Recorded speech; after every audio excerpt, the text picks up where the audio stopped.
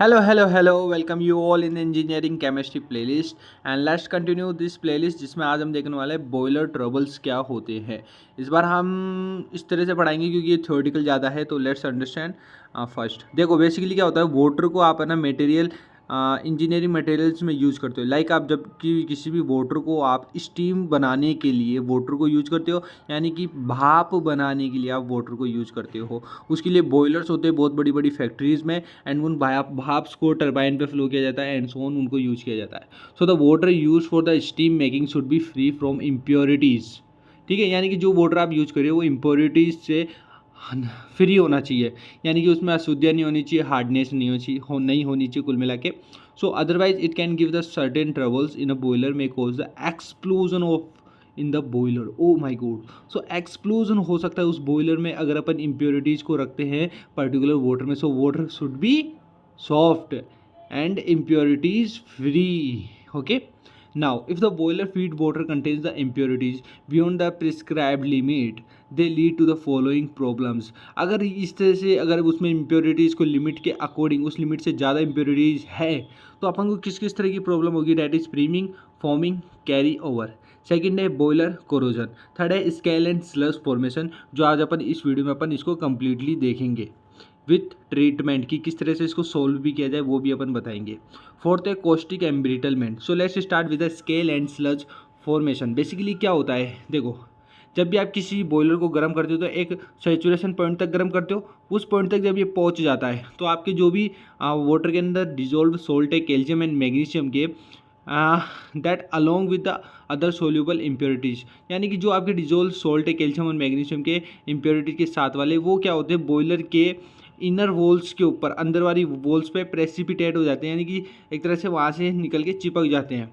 So in due the course of time adhere to metal surface in form of scale and sludge. तो जो चीज़ precipitate होती है वो scale and स्लस के form में होती है। Now if you see the diagram in which we can see, यहाँ पे अपन हीट दे रहे हैं, ये पूरा एक बॉयलर है, उसके अंदर वाटर है, ठीक है, ये वो बॉयलर की वॉल्स है।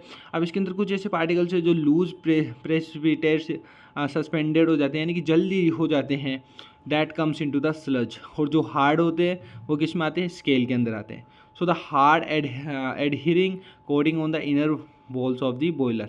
सो आपके अंदर वाटर है, ये वॉल्स आ गई बॉयलर की। Now see the definitions. So when the precipitate formed is soft, slimy and loose known as sludge and is hard, firmly adhering on the inner walls of the boiler known as scale। तो जो soft होते हैं जो और जो hard होते हैं वो तो स्केल में आ गए, सॉफ्ट वाले स्लज में आ गए। तो स्लज क्या होता है, sludge is soft loose and slimy precipitate form within the the बॉयलर। ठीक है, अब क्या होता है, sludge are formed by the substances which have the greater solubility in the hot water than the cold water, यानी कि ऐसे सब्सटेंस जो हॉट वाटर में अच्छे से डिजोल्व हो जाए, अच्छे से सोल्यूबल हो जाए, that are known as sludge. ठीक है, so other than the cold water, right. So कौन कौन से, लाइक MgCO3 हो गया, MgCl2 हो गया, CaCl2 हो गया, MgSO4, these comes into the sludge. Okay, जो आपके वॉल्स पे आ जाते हैं, inner walls of the boiler. Now the theories of the sludge formation किस तरह से होती है। फर्स्ट होती है डिक्रीज इन सोल्यूबिलिटी, लाइक जैसे जैसे आप टेम्परेचर को इंक्रीज करते हो, increasing of the temperature it decreases the solubility, तो उससे आसानी से वो क्या होता है, सोल्यूबल हो जाता है। So such impurity separate out from the water at the higher temperature. In the CaSO4 solubility decreases with increase of the temperature, तो टेम्परेचर बढ़ने पर ये डिक्रीज हो जाती है इसकी सोल्यूबिलिटी। सेकेंड है hydrolysis of salt। So the soluble magnesium salt are hydrolyzed under the higher temperature conditioning to the given soft MgSOH whole twice। So MgCl2 की रिएक्शन जब वाटर के साथ होती है, so what we get MgOH का whole twice and that is as sludge। Okay, now under the higher temperature, if you talk about under the higher temperature and plus में HCl निकलता है। सो chemical decomposition भी होता है, decomposition इन विच CaHCO3 की reaction होती है। तो वो जब आप इसको क्या देते हो, हीट देते हो तो आपका यहाँ पे CaCO3 बनता है, यहाँ पे H2 बनता है, CO2 बनता है। इसको भी देते हो तो MgCO3 होता है। MgCO3 फर्दर और वाटर के साथ रिएक्शन कर देता है, देन MgOH बन जाता है, that is your sludge. Now formation of the silicate में क्या होता है, if small amount of SiO2 present होती है then it gives rise to formation of CaSiO3 and MgSiO3। अगर SiO2 होगा स्मॉल अमाउंट में तो वो वाटर के साथ रिएक्शन करके CaSiO3 हो जाएगा और MgSiO3 दे देगा। Next is scales. Scales are the hard deposits formally sticking to the inner surface of the boiler. Hard वाले आ गए, ठीक है। देखो बेसिकली इसमें भी चीज़ समझो आप कि स्केल्स कैसे फॉर्म होते हैं, मेनली CaSO3 वाले एंड MgCl2 के लो प्रेशर वाले बॉयलर के अंदर तो ये फॉर्म हो जाते हैं इनके द्वारा, एंड जिसमें हायर प्रेशर रहता है उसके अंदर CaSO4 एंड सिलिका रीजन होते हैं स्केल्स के क्रिएट होने का। Now hydrolysis of magnesium salt, तो so the soluble MgCl2 salt are hydrolyzed under the high temperature and gives the MgOH scale, ठीक है। तो आपकी स्केल दे दिया है यहाँ पे। Now second decomposition of bicarbonate, जो प्रोसेस अपने देखी थी वो ही सेम यहाँ पर होती है। तो इस टाइम में इस फॉर्म में अपन को क्या दे रहे हैं, ये आपको वही चीज़ दे रहे हैं बट ये स्केल है, ओके। बट एक चीज़ मैंने आपको यहाँ पे की, हार्ड फॉर्म में जब होंगे वो तो वो स्केल होंगे, शॉर्ट फॉर्म में होंगे तो वो स्लज होंगे। यहाँ ये चीज़ समझने की जरूरत है, आगे और क्लियर कर दूंगा मैं। सो डीकम्पोजिशन ऑफ CaCl2, यहाँ समझो जब CaCl2 आपके प्रेसिपिटेट हो जाता है as a hard scale on the hotter part of the boiler, then आपको एक चीज़ बता दूँ, हैमर ले लेना आप एंड चिमनी लेना है, वो सॉरी चीजेल ले लेना या हैमर ले लेना, उससे भी वो CaSO4 आपका नहीं हटेगा। तो इतना हार्ड होता है भाई। Formation of silicate, like formation of the silicate of Ca and Mg में टेक्स प्लेस है, जैसे वो ही सेम चीज़ बनती है। Even small amount of SiO2 present होगा, स्टिल ये चीज़ क्रिएट हो जाएगी। That is a bad thing, because scale को हटाना बहुत मुश्किल होता है, because it is obviously hard. If you see the prevention of scale formation, कैसे रोक सकते हैं, एक तो होता है एक्सटर्नल। एक्सटर्नल में आपका वही जो अपन पहले तो हार्डनेस को डिटरमाइन करके उनको हटा देते हैं, जो अपन पहले से पढ़ के आ रहे हैं कि वाटर को ही पहले प्योरिटी से फ्री कर दो, ठीक है, इम्प्योरिटीज हटा दो उसकी, ठीक है। सेकंड है इंटरनल। इंटरनल के अंदर आपको अंदर ही ट्रीटमेंट करने का कुछ ऐसे ऐसे केमिकल्स यूज़ करने पड़ेंगे जिससे वो चीज़ें हट जाए।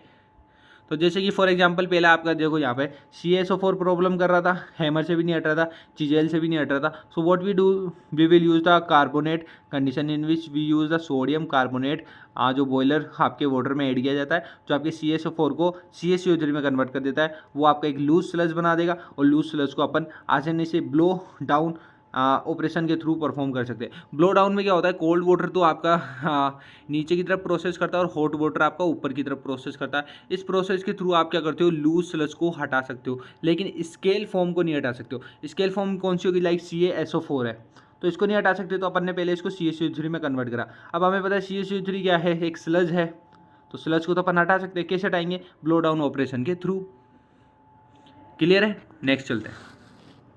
Phosphate condition in which what we will do, अब हमें पता है CaCl2 भी हार्ड था, उसको कैसे हटाएंगे, अपन यूज कर सकते हैं सोडियम फॉस्फेट Na3PO4, जिसमें आपका Ca3PO4 का होल ट्वाइस बनता है, डैट इज सॉफ्ट ऑल्सो, तो इसको भी हटा सकते हैं। Third, colloidal condition in which we use basically kerosene हो गई, टैनिन हो गई, अगर अगर हो गई, ठीक है। इन विच बेसिकली क्या करते हैं, उस स्केल फॉर्मेशन के ऊपर एक कोटिंग कर देते हैं, PVD कोटिंग कर देते हैं, जिससे ये नॉन स्टिकी लूज हो जाएगा। यानी कि जैसे कोई हार्ड चीज़ है उसके ऊपर आप एक लेयर चढ़ा दो एंड वो जब आपकी इसमें आएगी तो वो उसको आप इजीली उठा के हटा सकते हो। सो दैट थिंग ये आपका कोलाइडल कंडीशन बोल रहा है। इलेक्ट्रिकल के अंदर क्या होता है, आप मर्क्यूरी कनेक्टेड बैटरी लेते हो और वो बेसिकली बॉयलर के अंदर रोटेट करती रहती है। उससे क्या होता है कि ये चार्जेस को डिस्चार्ज कर देती है एंड आप इजीली उनको हटा सकते हो। नाउ नेक्स्ट है रेडियो कंडीशन। रेडियो कंडीशन आपको बताइए, जब आप क्या करते हो, इसमें फ्यू पॉइंट्स पे रेडिएशन फ्लो कराते हो, रेडिएशन फ्लो कराते हैं तो वो स्केल के फॉर्मेशन को रोक देते हैं, that is your radio active condition. Now next है आपका कॉम्प्लेक्सोमेट्री, ठीक है, मेथड। इस मेथड के अंदर क्या होता है, 1.5% एल्कलाइन यूज करते हो ऑफ द EDTA, जो आपका वाटर में ऐड किया जाता है। देन EDTA आपका स्केल फॉर्मेशन से बाइंड हो जाता है एंड एक stable solution and basically come complex होगा बट स्टेबल सॉल्यूशन परफॉर्म करके देगा आपको। सो इसको आप इजीली रिमूव कर सकते हो। तो ये कुछ एक ट्रीटमेंट्स है by which you can remove the scales और may be convert into the sludge, then आप स्लज को इजीली हटा सकते हो। सो आज की वीडियो में इतना ही। आई बिलीव आपको स्लज एंड स्केल समझ में आया। एक बार इसका डिफरेंस भी देख लेना है, नेट के ऊपर कहीं पे भी मिल जाएगा आपको, इनका डिफरेंस जरूर पढ़ के जाना। वैसे तो आपको समझ में आएगा होगा, जैसे ब्लो डाउन ऑपरेशन किसके ऊपर परफॉर्म होता है, स्लज के ऊपर होता है, स्केल के ऊपर नहीं होता। स्केल क्या होता है, हार्ड होता है, और वो क्या होता है, वो सॉफ्ट होता है आपका स्लज।